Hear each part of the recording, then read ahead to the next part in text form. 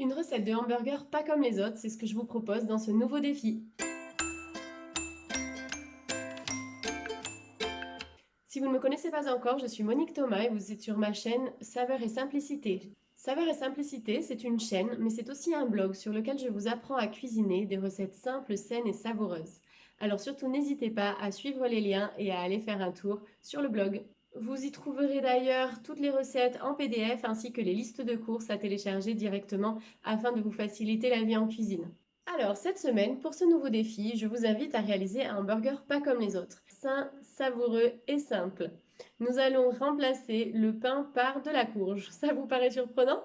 Eh bien, sachez que c'est possible. Nous allons donc cette semaine remplacer le pain par de la courge butternut.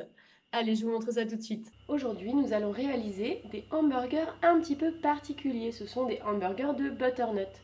Le butternut, c'est cette courge longue qui est super parce qu'elle a un goût vraiment très particulier et elle s'utilise beaucoup dans les gratins, etc. Mais on peut aussi l'utiliser pour remplacer le pain de hamburger.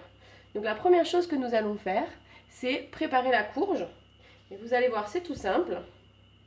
Je coupe l'extrémité. Et ensuite, je vais couper des tranches d'environ 1 cm.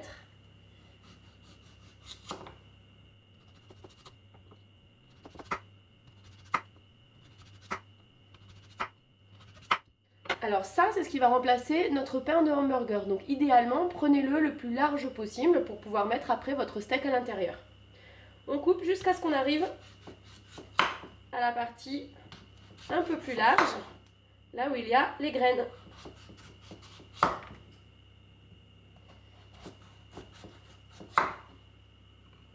Voilà, c'est là que je m'arrête. Ça, je pourrais le réutiliser dans un potage, dans une soupe, dans une purée. Je vais juste gratter cette partie-là.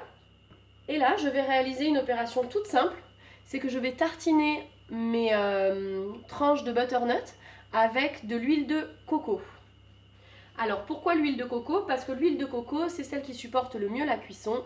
Et donc du coup, en plus, elle va rajouter un petit goût au butternut. C'est absolument délicieux. Vous pouvez également le faire avec de l'huile d'olive ou de l'huile de tournesol. Je la mets dans un petit bol et je vais la faire chauffer. Vous pouvez la faire chauffer au micro-ondes ou au bain-marie si vous n'avez pas de micro-ondes. Voilà, il suffit qu'elle commence à fondre et je vais pouvoir l'utiliser. Bien sûr, au préalable, vous avez fait chauffer votre four à 190 degrés.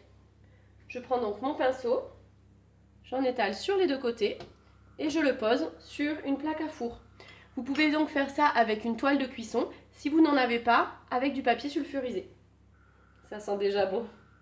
Je fais toujours tout cuire parce que du coup, si tout n'est pas utilisé, ça me permet derrière de m'en resservir le lendemain avec un petit peu de jambon ou autre chose, un petit peu de riz, un reste de quelque chose pour mon déjeuner. Je vais l'enfourner maintenant pendant 15 minutes à 190 degrés. Et pendant ce temps-là, je vais préparer les steaks. Donc j'aime bien faire des steaks maison, je trouve ça plus agréable, je vais pouvoir les agrémenter avec des épices, de l'oignon, des herbes, etc. Mais si vous n'avez pas envie de vous embêter à faire vos propres steaks, vous achetez des steaks tout prêts et vous n'avez juste qu'à les faire cuire. Moi je vais donc préparer ma viande hachée dans un bol avec un demi-oignon, ça suffira. Vous pouvez également rajouter de l'ail, de l'échalote. Vous pouvez, si vous le souhaitez, agrémenter avec des tomates séchées, des petits morceaux d'olive. Vous pouvez vraiment faire ce que vous voulez. Si vous êtes végétarien, vous pouvez également remplacer le steak haché par un steak végétal. Je prépare donc ma coriandre, que j'effeuille un peu. Alors s'il reste des bouts de tige, c'est pas grave, j'enlève juste le plus gros.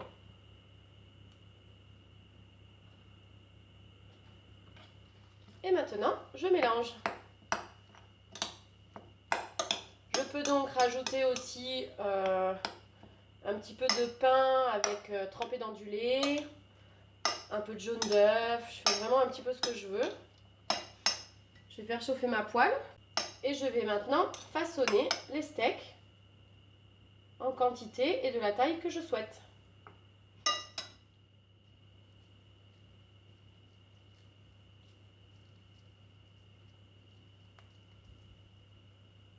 Voilà. Je les aplatis un peu. Je vais les faire cuire environ 5 minutes sur chaque face et pendant ce temps, je vais préparer les accompagnements.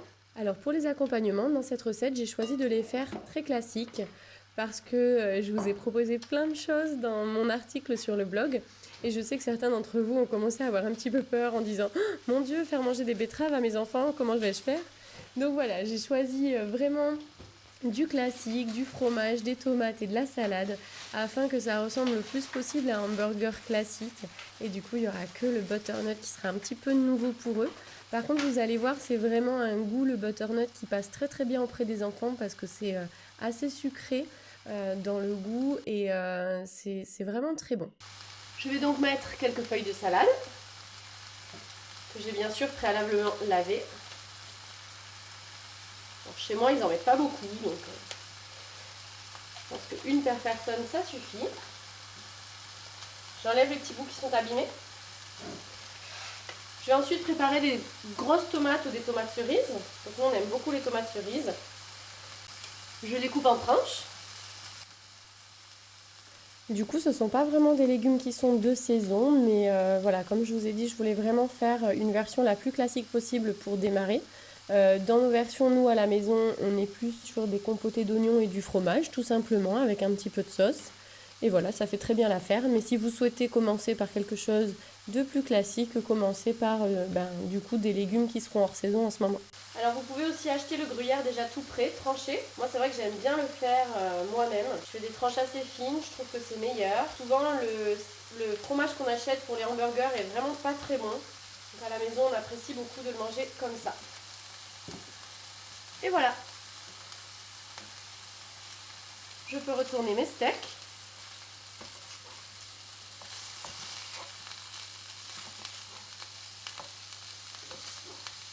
Et ça tombe bien parce que mes tranches de butternut sont prêtes.